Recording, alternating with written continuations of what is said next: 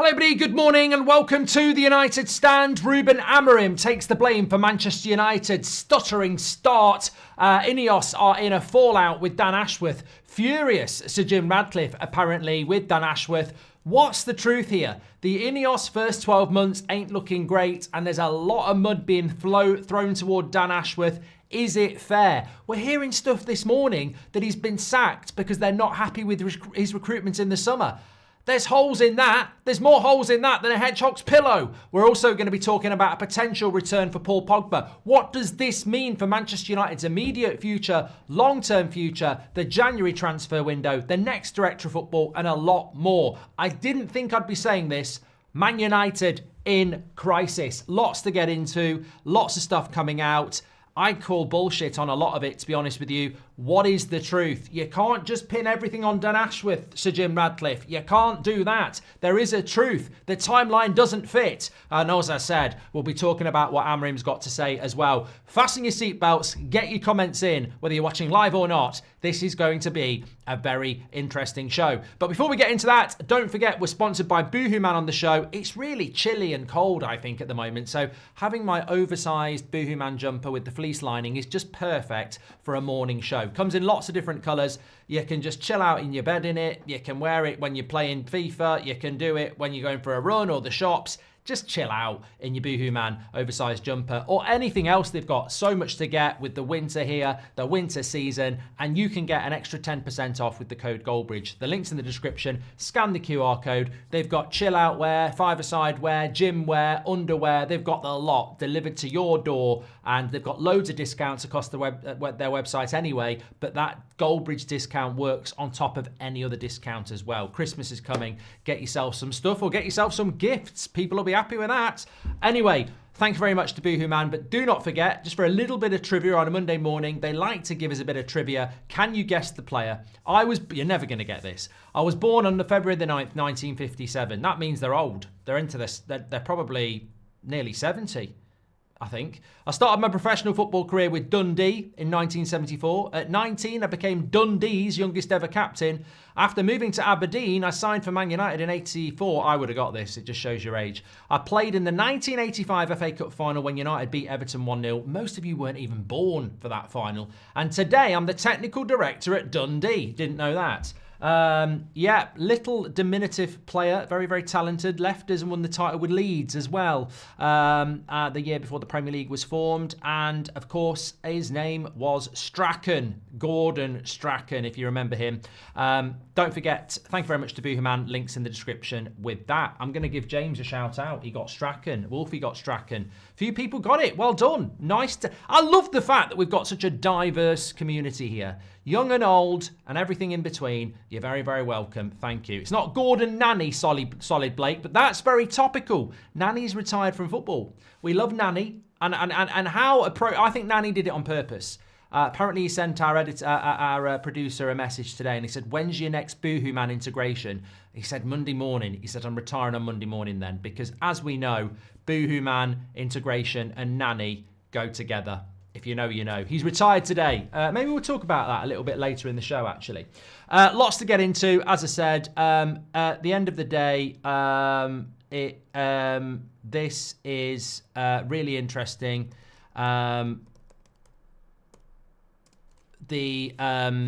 The fallout from the Dan Ashworth exit just grows even more. We're going to be talking about Ruben Amorim taking the blame on the field.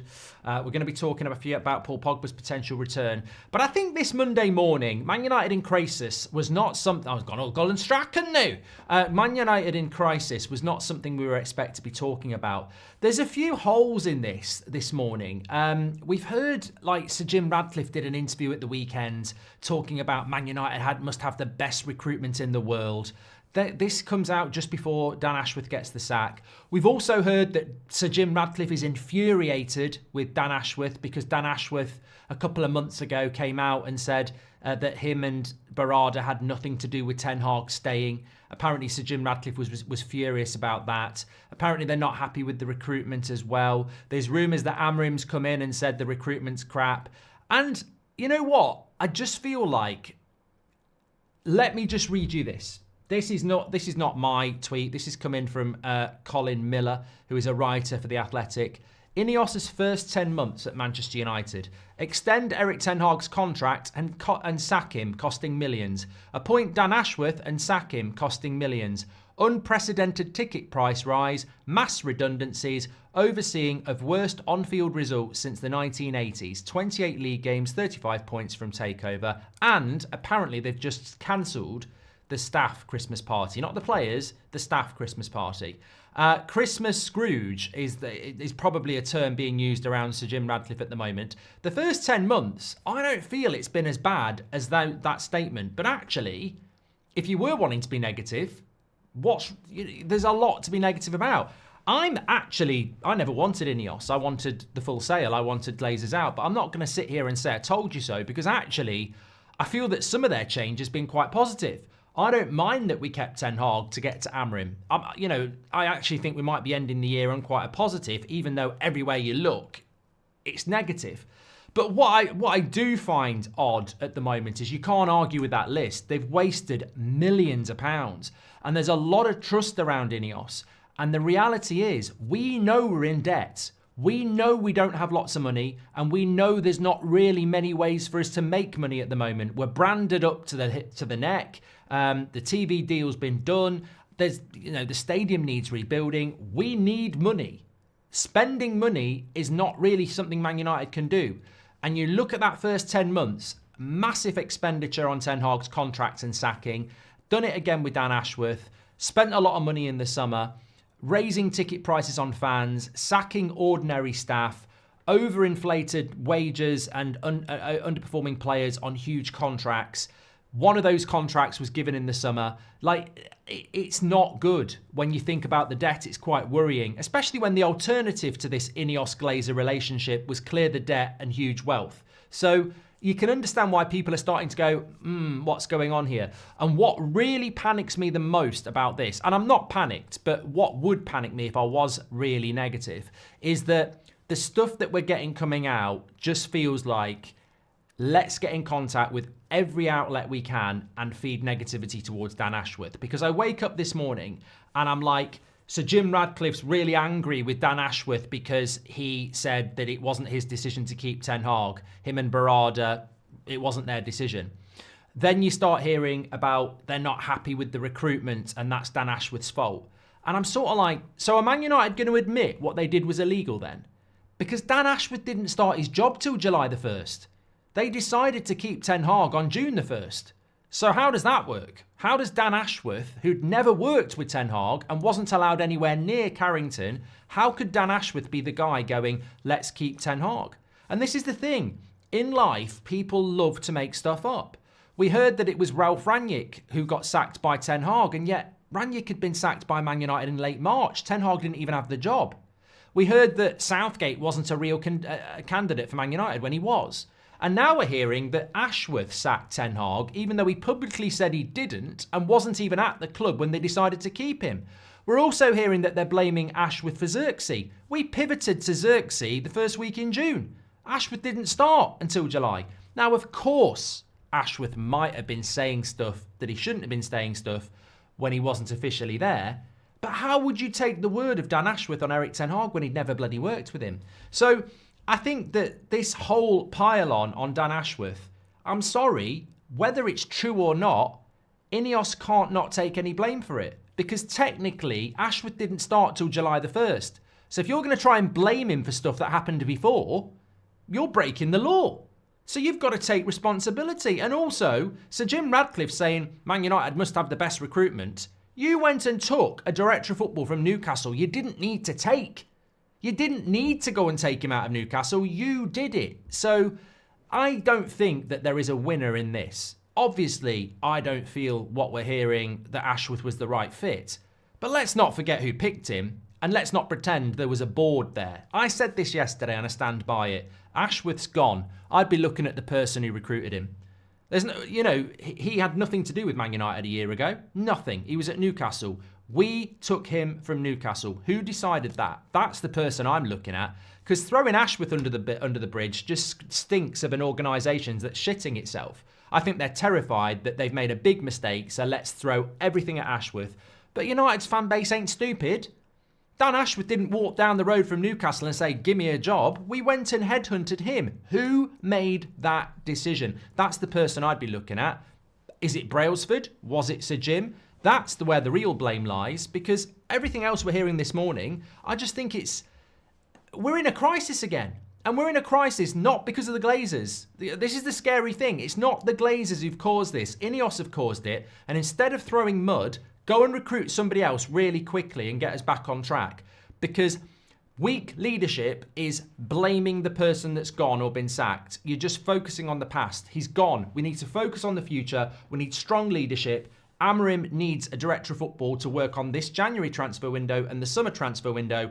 We are failing on the pitch, and now we're failing off the pitch. And actually, are we in a better position now than we were a year ago before INEOS came in? And that's terrifying. Are we in a better position than we were a year ago? I think we are, but I think we're in danger of becoming not. And who's on that? INEOS. They've had, every time there's a good signing, INEOS, everything goes bad. Ashworth. It's Ashworth. You recruited him. You must do better. And as for people saying, I saw something this morning about the final straw for Sir Jim was the recruitment. Amorim's come in. He's not happy with the summer recruitment, and Sir Jim's had enough of it. And I thought, oh my God. I know they think we're thick, but hold on a minute. Amorim's not happy with the summer signings, and Sir Jim's furious with them as well. Wait a minute. So we're sacking Dan Ashworth for the summer signings. Okay, so Mazraoui's been our best player this season. De Ligt's probably been one of our most consistent players in the last 2 months. Ugarte is literally Amorim's player and has picked him virtually every game and loves him. And he's waxed lyrical about Yoro. So 4 of our signings Amorim really likes. And 2 of them have done really well. And 2 of them are players that Amorim never shuts up about. So we've had a really bad summer transfer window, and yet 4 of our 5 signings have been some of our best players. Surely, the logical brain goes, the problem's not the recruitment, the problem's who's left. I'd be looking at Casemiro on 350k a week doing sod all. I'd be looking at Rashford on 300k a week doing next to nothing. I'd be looking at the Bruno Fernandes contract and going, why did we give him a pay rise? I'd be looking at the likes of Harry Maguire, Victor Lindelof, and Luke Shaw and Ericsson, all on way over 100k a week, doing next to nothing as well. That's where I'd be furious. I wouldn't be looking at De Ligt and Mazraoui and Ugarte and Yoro and going, get out of our club. And this is what I mean. People just hear stuff and go, yeah, Ashworth's a prick. Yeah, Ashworth's a prick. And you go, hold on a minute. Ugarte or Casemiro? Ugarte definitely has been more positive this year. De Ligt or Lindelof? De Ligt definitely been more positive this year. Mazraoui or Luke Shaw? Mazraoui definitely been more positive this year. And Yoro's not even played a game because he got injured. There's nothing wrong with our summer recruitment. And the amount of people I'm waking up to this morning, not in my bed, I'm not like that, but I'm waking up to stories this morning of stuff being fed out that the recruitment's bad, that Amorim's walked in and he can't believe the recruitment, and that Sir Jim Radcliffe's angry with the recruitment. And I'm like, hold on a minute. I know we all like a pile-on. We absolutely love a pile-on at this football club. If we can blame everything on one player, whether it's Rashford, Ten Hag, or Mourinho or Ollie, we love to blame everything on one thing. And I'm telling you now, at United, the problem over the last 10 years, the only one thing that's been a problem is the Glazers. But everything else, there's a lot of problems at that football club. And I think that, this is, JF says, let's move on from Ashworth. Let's not move on from Ashworth, mate. This is a big story, and it's about the ownership of our football club. It's the fact that we're in a crisis again. It's the fact that we're still in massive debt. It's the fact that INEOS are, out of control at the moment. What is the actual plan? On the pitch, it's a bloody mess. The players aren't responding. I'm getting this. 2 things that I can tell you as sort of exclusives. They are from good sources. The first one is the main issue with Ashworth and Amorim was the players that Ashworth was recommending now. Amorim's issue was not with the players that were bought in the summer. He's picked De Ligt virtually every game. Mazraoui he loves, Ugarte he loves, and Yoro he loves. Xerxes a question mark. We all know that. I don't know who's responsible for the Xerxes signing, but That was because we couldn't get Sesko. So the recruitment in the summer, Amorim's got no problem with. The genuine problem with Ashworth and Amorim was Ashworth wasn't too sure about Amorim, and Amorim isn't too sure about Ashworth's recruitment, like i.e. Branthwaite and other people that have been suggested. Edison's name's been mentioned as well. So apparently Amorim's not too hot on Edison and Branthwaite and other suggestions. That's not a problem. I mean, if Ashworth parts ways because him and Amorim have different visions, I haven't got a problem with that. I haven't got a problem with that at all. I don't think that really matters. From a player's point of view, there's not a lot of happiness at the moment around the way things that are happening at the club. A lot of people lost their job that the players liked. And we're talking about members of staff on 30, 40 grand a year, where this is their main job. And there's been loads of people who've lost their jobs. That's not gone down well. That hasn't gone down well at all. The relationship between the players and INEOS isn't particularly good. It wasn't actually great with the Glazers, but a lot of people feel it's worse now. There's a lot of people working in fitness and development, communications, marketing. There's a lot of people in that club who aren't happy with INEOS because they've seen a lot of their friends and colleagues get sacked, and obviously they're worried about their own position. So the honest answer is, at Man United at the moment, there's a lot of people working at that football club, and they don't get paid as much as you think they do. Like, you work for MUTV or something like that, you're not on big money. So there's a lot of people not happy at United at the moment, and I've seen a lot of people getting sacked. So the morale around that football club's not good. It's not good. And it's starting to seep into the fan base. And INEOS at the moment are in a lot of trouble because there's a lot of people now starting to look at them and going, expensive mistakes, sacking people, increasing ticket prices. They want to knock Old Trafford down and build a new stadium. It's all a little bit mercenary. It's all a little bit business focused. You're sacking people. You're increasing fans. You're hitting fans in the pocket. You want to knock Old Trafford down. You want to build a stadium, but also build a super centre around it with, pubs and clubs and, franchises and money. And it's all looks like money motivated, and it's not being successful on the pitch either. So there's a lot to look at INEOS at the moment. I don't actually subscribe to it's all negative. I think that there are some positives. Maybe I'm reveling in the fact that we're actually failing and we're seeing the truth, the harsh reality of United. But I do think that Amorim can get us out of it. But I think INEOS need to supply it. But I'm not going to sit here and say that Dan Ashworth is responsible for all of this. Absolutely not. You can't sell us an elite structure management board where everybody's responsible and then suddenly say actually Dan Ashworth fucked everything up, because that's just not how it's worked out. I think there's big problems at Manchester United at the moment. I think we are in a bit of a crisis, and I think that INEOS need to stop throwing mud at Dan Ashworth. I agree. We need to stop talking about Dan Ashworth because he can't be the scapegoat. INEOS are in control. INEOS got into bed with the Glazers. INEOS kept the debt. INEOS are spending money like we're bloody Man City. INEOS need to get us out of this mess. If you want to take the plaudits, you want to be that guy, then you are going to get the blame as well. And look, I've heard that Sir Jim Ratcliffe's in a rush. He's in a hurry. He wants to get this done ASAP. That's not a bad thing. But if you're in a rush, then make sure you're making the right decisions. I have concerns. Before we move on to Amorim, my major concern is we heard about a strategic review in January. What was that strategic review? I mean, everything from it at the moment seems to be a mistake. Dan Ashworth was part of that strategic review. He's now out of a job and fired. Keeping Ten Hag was part of that strategic review. He's now been fired. Keeping a lot of these players I remember in January when David Brailsford started the strategic review. I remember saying in January, realistically, by the end of this strategic review, you would expect him to be making decisions like Luke Shaw's never going to get fit, let's get rid of him. Marcus Rashford's had his chance, maybe we should be looking to move him on. Would you give Bruno Fernandes a new contract, or do you start looking to the future? None of those decisions were made from that review. None of them. So I think that whoever recruited Dan Ashworth and whoever did that strategic review, and everything points to Brailsford at the moment, has to be scrutinised. What's his history in football? Cycling, yes. Other aspects of sport, yeah, this is football. I just think that their initial plan has failed. massively, and they need to quickly turn things around. Hi, Mark. Maybe Sir Jim Radcliffe's upset. No Deadwood was moved on, says MT85.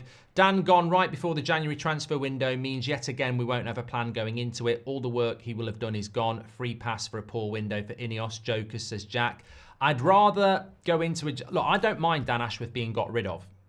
To be honest with you, I was never really that sure about him anyway. Obviously, it was a big appointment, but I never liked the English Southgate connections. I don't think that's the way to go for Manchester United. But I'm also a fair person, and as much as I'm not that bothered that he's gone, I don't like him being blamed for everything. INEOS are in control. They've got to take responsibility. But I'd rather go into the January transfer window without Ashworth than with him if he's the wrong guy. I don't think that's a bad thing. You've still got Wilcox, you've still got Barada, you've still got Favell, and you've got Amorim, who's probably more powerful now. Now that Ashworth's been gone, and as I said, I'd been told that there was conflicts between those two around transfers for the future, not the past. Amorim never had a problem with the summer signings because he wasn't here. They were bought for Ten Hag, and actually he likes a lot of those players. It's the recommendations for the future that he had a problem with. Amorim's actually got more power now, because Dan Ashworth's gone. There is no director of football. So Amorim's actually got more power, which could be a good thing, because I don't like a puppet manager. Apparently Ashworth wanted Southgate, not Amorim, says JSD. Alex, welcome to Members Club. Rangnick to replace Ashworth. That's a complete and utter myth at the moment, by the way. I saw that tweet. It's just completely made up. Mike, Garnacho is not good enough for this club. He will be playing for Sociedad in a few years. And Mike, you are a part of the problem as well, because you want to individualise Man United's problems on one player. If that's a comment just on one player, it's fine. But if you think Garnacho's the problem at Manchester United, where's Rashford, Luke Shaw, Bruno Fernandes, Casemiro? What were they doing? Just been playing golf for the last year. I mean, Marcus Rashford's not the problem at Man United. Garnacho's not the problem at Man United. Bruno Fernandes is not the problem at Man United. The problem is you can carry one bad player. The problem is it's a whole mentality. The dressing room is fucked, basically. We used about... How many players did we use, outfield players, on Saturday? So you start with 10. Obviously, Nani had a bad game, 11. We made 4 or 5 subs. So you've got 15 players that couldn't really do anything on Saturday. And you want to individualise it. It's not one player's problem on Saturday. Who's going to come in as the next sporting director, Ben? I don't know. I don't know whether he will even get one. Keelan says, good morning, Mark. Could this be part of the storm Amorim talked about? You can't help but think his comments were giving us inside information. No, I think Curlin, he was talking about results on the pitch, to be honest with you. I get the feeling Amorim didn't get on with Ashworth. INEOS have to back Amorim in every decision. Exactly, Lee. I agree. Ray Carl says, morning. I think INEOS has to take some L's because we are a laughing stock as well, says Ray. And Patrick Lynch says, this all seems really strange. Things on the pitch have been poor, but I don't know if any of the blame for that dysfunction was aimed at INEOS before this sacking. If anything, the structure was one of the few things being praised. I know. It is a shock, Patrick. Ben Jones, welcome to the Members Club. Thank you very much. And Damien Govinda, welcome. And of course, morning to Ray. Yeah, you can't, as Warren Phillips says, you can't have an agenda on one player. You can't blame all this on one player. In fact, I wanted to talk about that. Ruben Amorim came out at the weekend and said that he's going to take the blame for the Forest loss. You'd expect that from a manager anyway, but he said, of the set pieces, we've been working on these and it just didn't work out, so that's on me. But we've got to stick together. And look, I am worried about United at the moment. It's weird, actually. I'd explain it like this. After losing to Forest on Saturday night, obviously I was very disappointed, but felt that I felt more confident on Saturday night than I do now. I think the Ashworth thing has destabilised something that I agree with that previous comment that we thought we were actually quite good at. It has shocked me, and I'm actually more shocked now than I was yesterday morning when I reacted to it. I know the playing staff are a mess, and I know that area has been a mess for a very long time. So I expect the loss to Forest, Man City, Arsenal, dropping points to Ipswich. They're not a surprise to me because I don't trust the playing staff. But to wake up yesterday morning and find out that this structured management team, this elite management team, is actually fractured, that's like that's a real eye-opener as well, because you're suddenly like, so we're a mess on the pitch still, and now we're a mess off the pitch. And to see the stuff in the last 24 hours, and again this morning, that's coming out, mud throwing, it's sort of like, this is not how elite football clubs act. Edu left Arsenal. Very little mud has been thrown from either. It's been very professional from Arsenal. There's not really been any explanation. That's a big shock, Edu leaving Arsenal, but they've sort of just moved on. Man United, brag. We're getting Dan Ashworth from Newcastle. Look at us. Then they sack him. Oh, he's a knobhead. And that's what we're basically getting. And I'm sort of like, who's leading this football club? And that, to me, is the biggest scary point. Football club. INEOS and Nice wasn't a success. INEOS in the petrochemicals game, massive success. INEOS and other areas of sport, success. Football, not been a success. Man United, it just seems like when they do something they think's good, really positive, look at us. When anything bad goes on, well, it's their fault. And that's not strong leadership. Like, strong leadership is putting your hand in the air and going, look, even the way that Ten Hag was treated was a fucking joke. You've got a manager that wins the FA Cup that they barely even shake his hand. Then they go around looking for somebody else that's not better, so they keep Ten Hag. Then the season starts badly, and you've got people going, wasn't my idea to keep him. Sir Jim Radcliffe, wasn't my idea to keep him. And it's sort of like, if something's going well, it's their idea. If something's going bad, no, nothing to do with us. Nothing to do with us. And that's weak. That's weak leadership. Like in the summer, you couldn't move for Barada or Ashwood or Sir Jim or Wilcox giving us a comment about a new signing. Now, it was Dan. It was always all Dan. And it's like, this is not the sort of leadership that you need at Manchester United. We need strong leadership. Look, there's nothing wrong with getting something wrong. There's nothing wrong with it at all. I think we'd appreciate it a long time ago.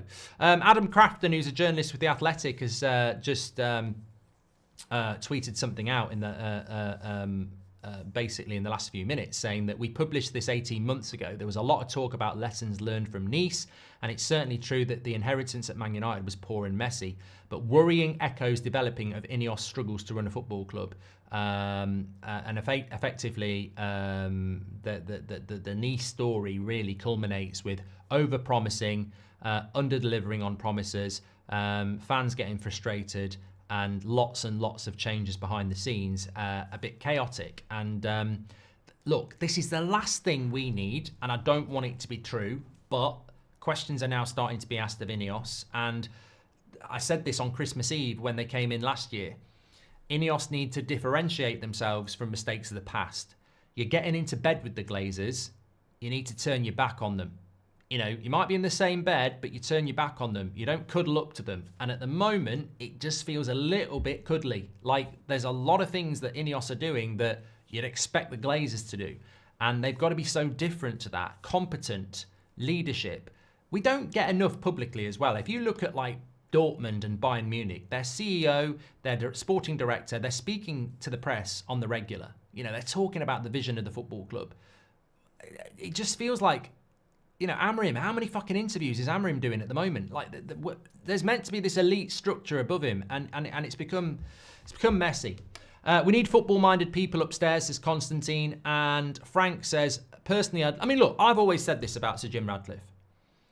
Is he hands-on, or is he just, INEOS? And the thing that I've always said about Sir Jim Radcliffe, and I cannot be undermined on this, is that there's a lot of people who want to kiss his arse because he owns Man United. And it's like, oh, can we get access, this, that, and the other? And there's certain people doing that. You see that. But the reality is, our job as fans is not to kiss arse. It's to be whatever it is in here. Manchester United is not owned by anybody to me. Manchester United is Manchester United, and I care about that. And I've always said this.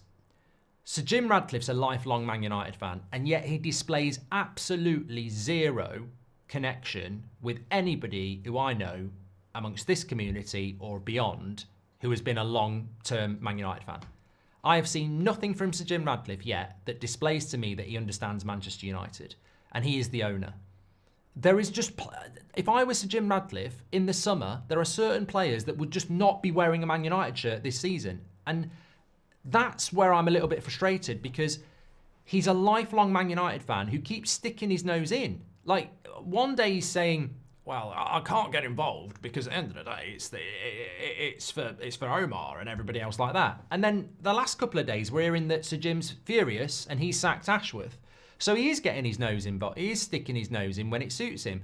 Well, if you're going to stick your nose in, when's the lifelong Man United fan going to kick in? Because if you're a lifelong Man United fan, whether you're Ricky or Beth, you know, different ages, they've got strong opinions on what needs to happen at Man United. Where are these strong opinions on Sir Jim? If he's genuinely spent his time twice a week watching Man United games, you're telling me he's not sat there in the comfort of his own house or a pub going, well, I don't know what's going on with Rashford. If I was in charge, I'd be moving him on or Bruno or, like that. Where's all that? Like, to me, he's come into the club as a lifelong United fan and done exactly the same as the Glazers.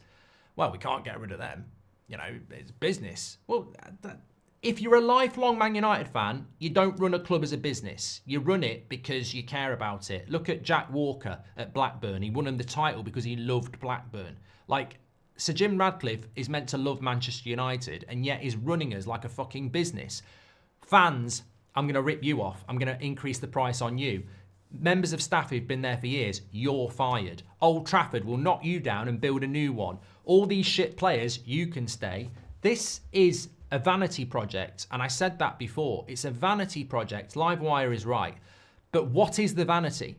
Is the vanity to make Man United great because you're a lifelong United fan and you don't care about losing money? Or is the vanity project to own something like Man United that you don't really know that much about and make money out of it? And that's the question at the moment. Because I've seen both in my life. I've seen owners buy clubs, lose money, but do it because they care about the club and they just want to win. And I've seen people who support the club but actually are there to make money. And at the moment, there's a big question mark here because I don't see decisions being made by Sir Jim Ratcliffe as a lifelong United fan that fit in with what you say, I say, or any other United fan say. What have we done that displays a knowledge of United over the last 10 years? Because selling Scott McTominay and Aaron Wan-Bissaka is not going to be the top of my list when I come in as an owner of Man United. I understand those signings from a business point of view. McTominay represented pure profits and probably wasn't going to be in the first team. I understand that. Aaron Wan-Bissaka displayed an opportunity to recover some money, and he was behind Delo, and Mazraoui was cheaper. So those two are business decisions. They're not, right, first thing I'm going to do, get rid of Wan-Bissaka and McTominay because they're the biggest problems. They were business decisions. Where are the decisions that if I was the owner or you were the owner that you would go, right, I understand the problems at this football club. Let's forget business for a moment. Let's get these fuckers out because actually long term, that will make us better on the pitch and we will earn more money anyway. And this is what worries me. And I've said it so many times.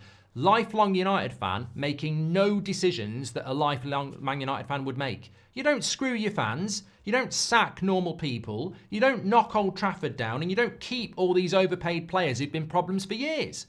These are the problems. And now we're sacking Dan Ashworth, who probably needed to go, but we're trying to pretend he's responsible for stuff he wasn't here for. So the questions need to be asked. But overarchingly, I still think it's early days and they can turn it around. But questions need to be asked, absolutely. Apparently as well, this is just coming in as well. This is shocking as well. INEOS have cancelled the Christmas Foundation party, normally funded by the club, but it was scrapped. So the Man United Foundation, which is a charity, have an annual Christmas party, which has been funded by the club for years and has been scrapped. I mean, that's just coming in as a story, and we'll have to get a little bit more on that. But this is just, it's shocking. And what was Sir Jim's reaction to that at the weekend? Sometimes you've got to make unpopular decisions, and why should we have cheaper tickets than Fulham? Look, it's not INEOS out, but it's a shit show at the moment. And however you look at the Dan Ashworth situation, they recruited him.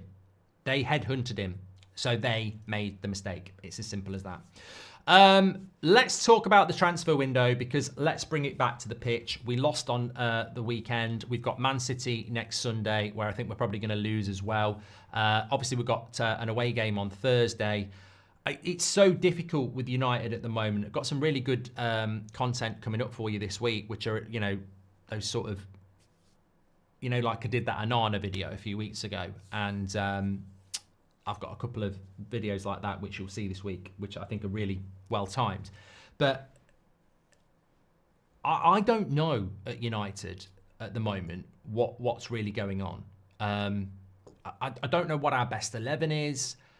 There's very few players I actually trust. It's funny, actually, you talk about recruitment, and yet 3 of the 5 players I trust at the moment, Agate, De Ligt and Mazraoui, are 3 of them. And they're all new signings. I think De Ligt has been ridiculously consistent and doesn't get the praise he deserves. I actually saw an article today that said Xerxes and De Ligt have been described as underwhelming by INEOS.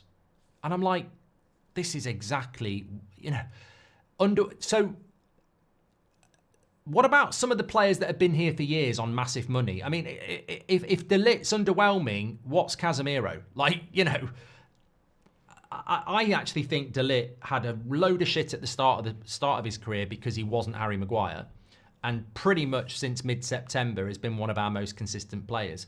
Xerxes has been written off since the day we bought him, which I think is really unfair. But I find it really strange that we're focusing on summer signings when 3 out of the 5 for me have been really, really good. The most important thing is what's going to happen next. We spoke about this last night. Ruben Amorim can sit there and go, whether he likes Mazraoui or not, or whether he likes Rashford or not, or whether he likes Casemiro or not, he can sit there and say, hold on everybody, can I just have a second? How many of this squad did I buy? And the instant answer is 0. So Amorim's less responsible than anybody. Even us as fans have got to sit there and go, well, when we bought Xerxes, we were all really excited about it. And we were. So I think that we have to look at it and go, well, Amorim needs to start bringing his own players in ASAP because he's had nothing. And every new manager needs to bring their own players in, whether you're managing Aston Villa or Arsenal. So what does it mean for the January transfer window? What does it mean for the summer transfer window? And that's got to be the priority for INEOS now. They've brought a guy in that I actually would praise them for. I think, you know, I'm very comfortable with what we've done around the manager. I think we should have given Ten Hag time. We did. It didn't work out. We brought Amorim in. I'd rather that than sack Ten Hag and get Tuchel and never get Amorim. So I'm not really that bothered about that. Obviously, financially, it was a bit of a mistake, but, you know, come see, come saw. But what they have to do is Amorim needs to bring his players in. He has a very distinctive system, and we've got a lot of low IQ footballers. So asking low IQ footballers to play a new system that's demanding, I mean, these are players that, you know, Ten Hag got them running and they got injured. Amorim's system's more... The funny thing is, at the end of last season, there were certain fans and certain news outlets that wanted to blame the injuries on Ten Hag trying to get his players to run more. And yet, statistically, we don't run more than most teams in the league. So we actually do need to run more. And people were blaming the manager for trying to get the players to run more. Well, Amorim wants them to run more than Ten Hag. So we need a complete and utter squad overhaul, and we need it ASAP. So how does Dan Ashworth leaving and this INEOS turmoil impact the January transfer window? Well, it depends on what money's available. The January transfer window is not impacted if you've got £100 million to spend. And it doesn't matter... And whether Dan Ashworth's here or not, it's impacted if you've got nothing to spend. So the first and foremost thing is, what budget does this new manager have? If he's got a budget, I don't think it will make a massive amount of difference to the January transfer window or the summer transfer window. And that's the thing that we need to establish, because one thing is absolutely crystal. We need recruitment for this manager. Absolutely, we need that recruitment. And just to read what Sir Jim Radcliffe said at the weekend, Manchester United must have the best recruitment in the world. You can't just flick a light switch and sort out recruitment. It's all about people, and we need to get the right ones. So that needs to be something that comes to fruition. And 100%, I'm as eager and interested as you are to see what will happen. But I find it incredible that we won't do something. And as I said, I think a lot of people will have figured this out for themselves. But I think one of the main reasons, and maybe the only reason, that Dan Ashworth is out of a job is because him and Ruben Amorim had very different ideas about recruitment. And if that's the reason that Dan Ashworth's gone, I don't think anyone cares.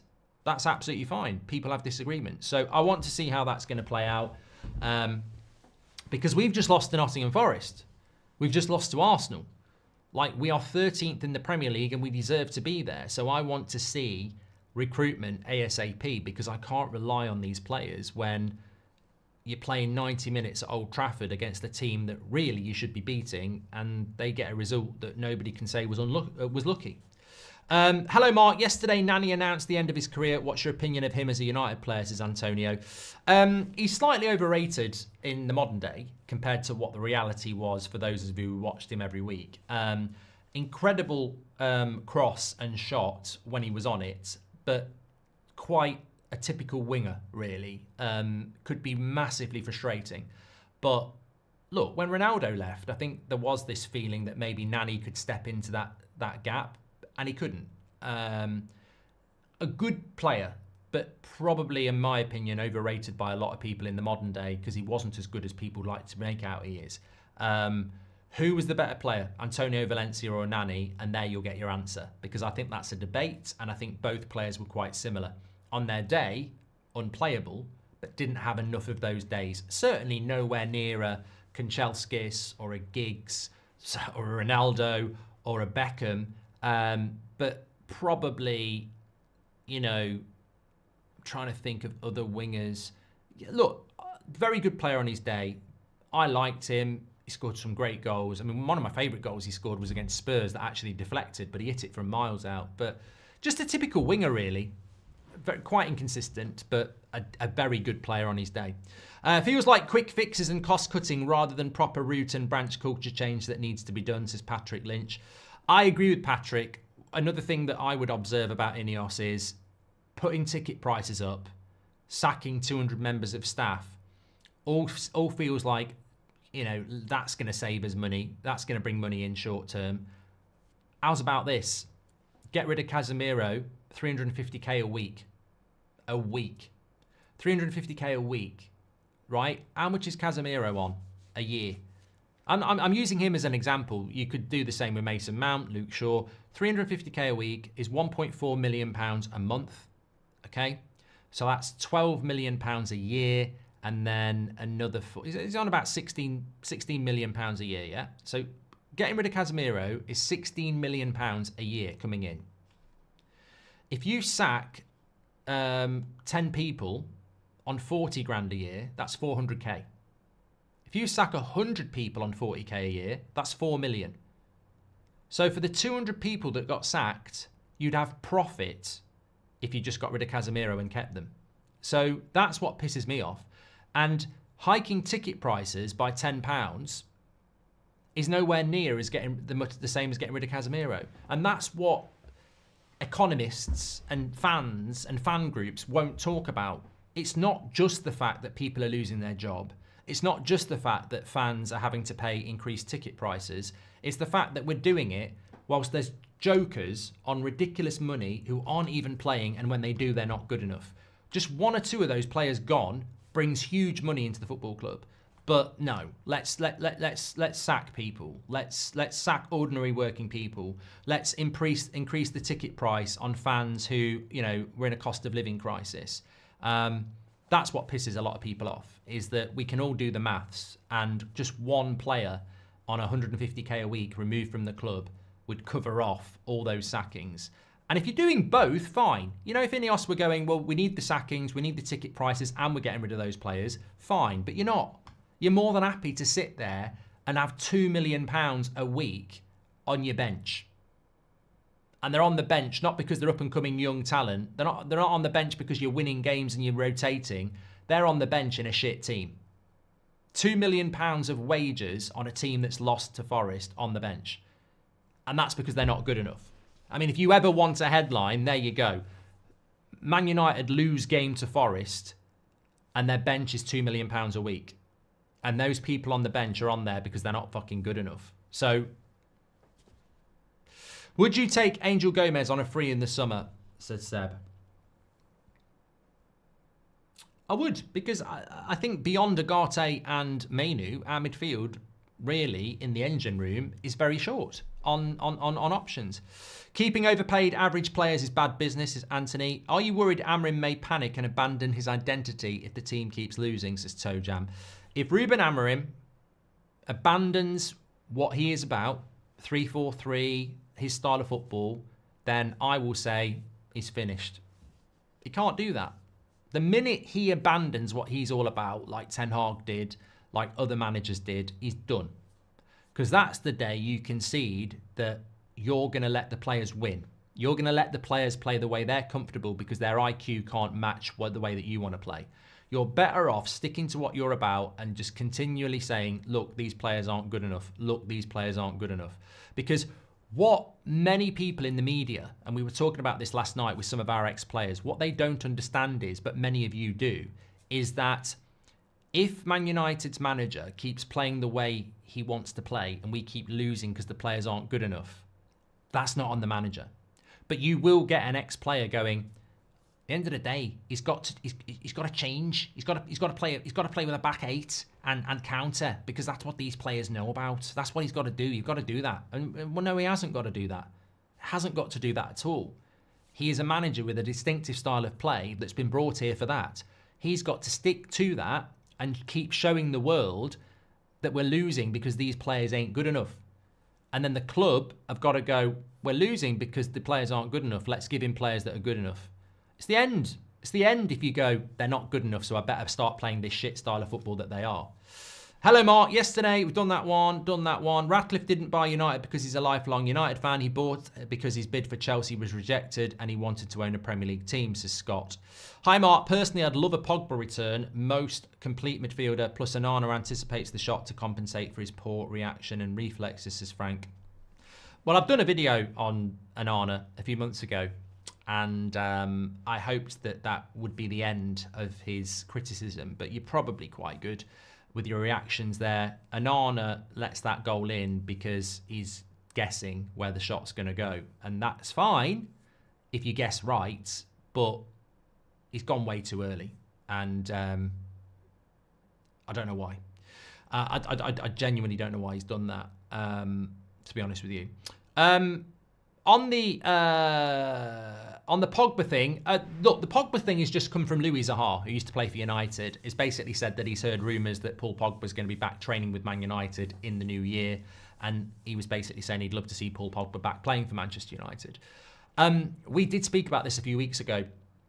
I think that this would be catastrophic for Manchester United. I don't think Paul Pogba is the right guy to bring back to Manchester United. And remember, this would be the third time we're bringing him back. And we're not bringing him back when he's like in his early 20s, when, you know, he's got his career ahead of him and he's a great talent. We're bringing a player back that spent the year before he got suspended injured and then has been suspended. His last couple of years at United before that were shit, and he's into his 30s. And he's also a very large character in the dressing room. So I don't think that fits in with what Man United are trying to do. And I think bringing a player like that in when you're 13th in the league is just chaos. And I just don't think it's the right thing to do. I do agree with you that Paul Pogba on his day is an incredible footballer. I've always said that. But I think it would be a stupid thing to do right now. You know, what we need at the moment is not Paul Pogba. We need something, you know, far more sustainable than that. Man United are not a charity, says Constantine. And Kyle White rallying says, apart from individual mistakes, I was loving the game as I thought we played some really good football, says Kyle. What, on Saturday? I don't think we created enough chances, Kyle, to be honest with you. I always judge it on whoever's playing up front, and whether it's Rashford or Xerxes, and obviously it was Rasmus.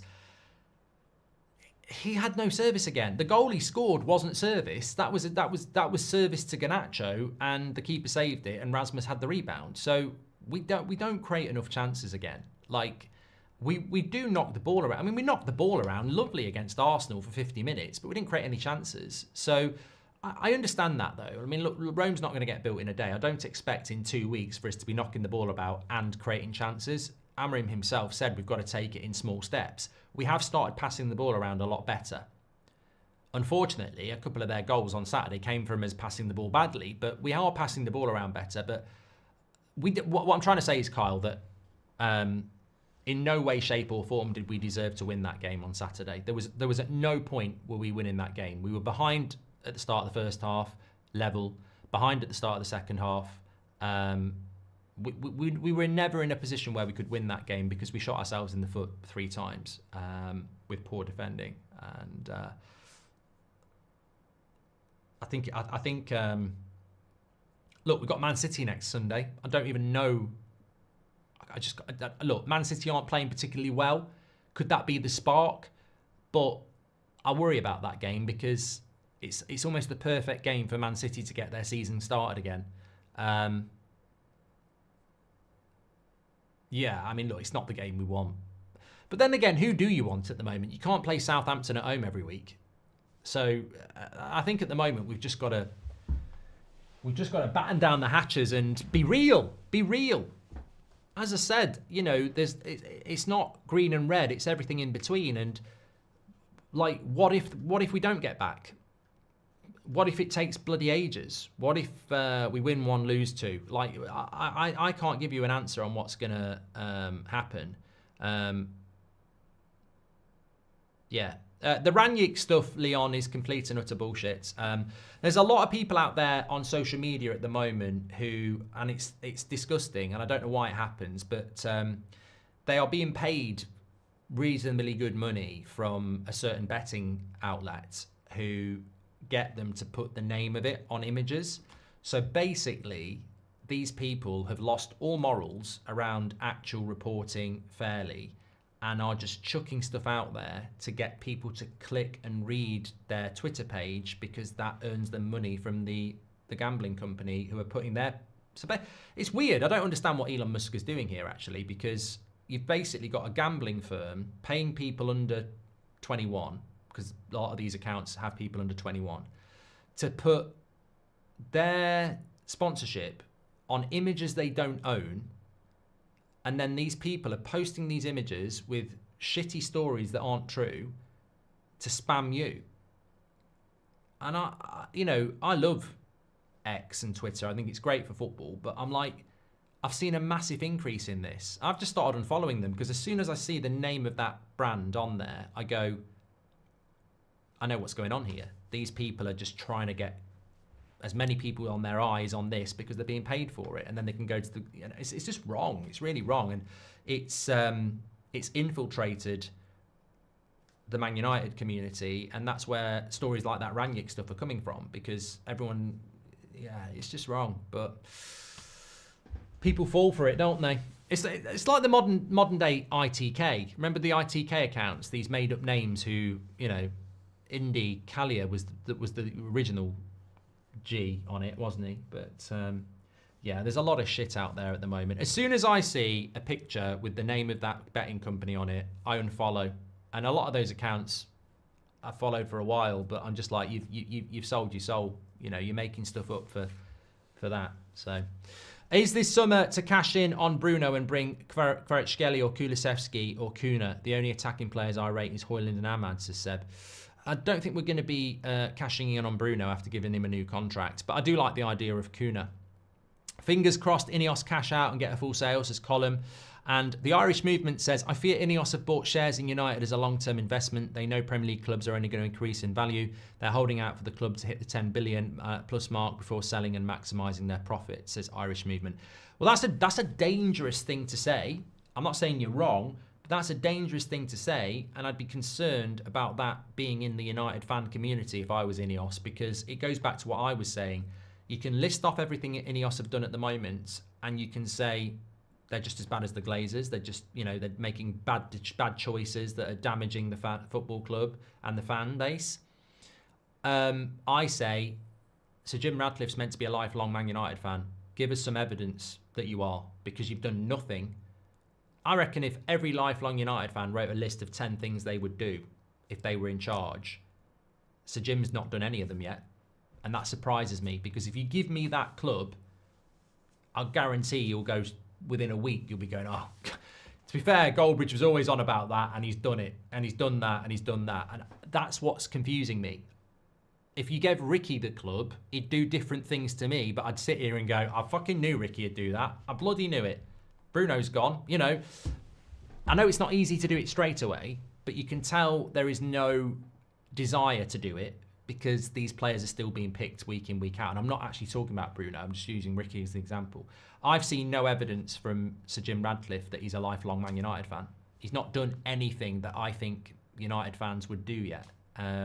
It all just seems a little bit business orientated, and I want to see United being run by somebody who gets it.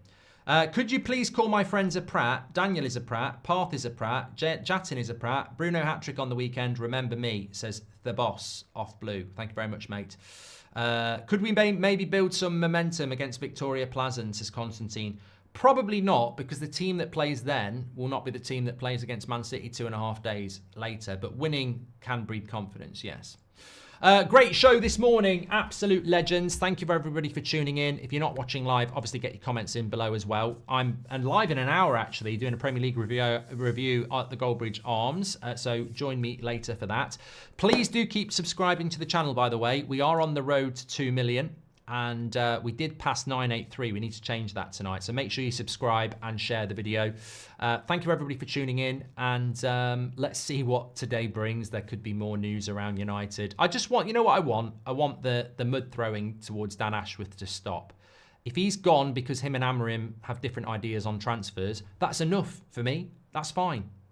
Get rid of him. And we move on. But all this, he's responsible for this, that and the other. It just makes INEOS look weak. Like, grow up. Start running the club properly. Like, we need more communication above Amorim because we don't want another manager exposed. Take care, everyone. Speak to you all in a bit.